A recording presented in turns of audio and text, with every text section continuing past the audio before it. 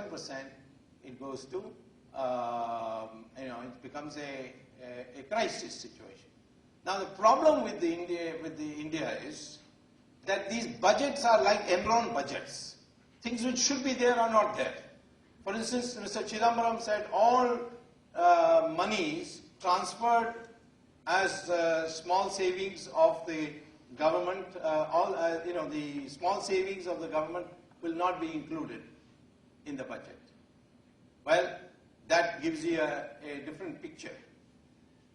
Because these small savings are actually from the banks you're taking.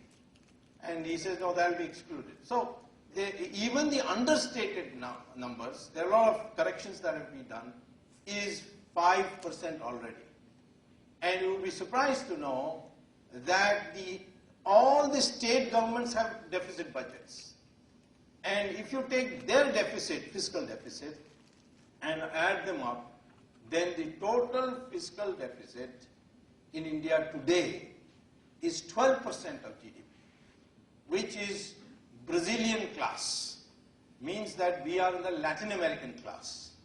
We are, on that one indicator, we are in very serious trouble. So anyway, this is one of the parameters that we have to look very in trouble. The second number, which is the structural parameter, is the total external debt as a ratio of GDP. Does anybody know what that percentage would be like? Well, I mean, I don't expect you to know but this is something you should learn in one of your courses. One of the structural parameters very important for predicting financial stability is the percentage of the total external debt as a ratio of GDP. And that at India is roughly running at 18%, which is reasonable. There are countries which have gone to 300%. In fact, during the East Asian crisis, Indonesia had gone up to 300%. So I would say if any time it exceeds 50%, danger.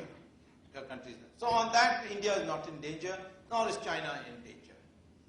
Then short-term debt as a percentage of total debt. Well, that is something which is a very crucial number, because short-term debt means you have to pay back immediately. So what happened? Why did we get the 1990 crisis?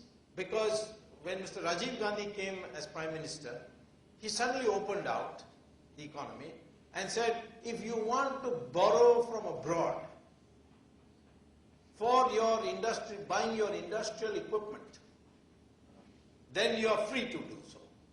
Previously, you are not allowed to do so. You are free to do so. So people with bottled up, frustrations and so on, which they had during the strict socialist period, said, let's go and buy new machines and so on. Well, they all bought new machines, but Mr. Rajiv Gandhi should have had this government specify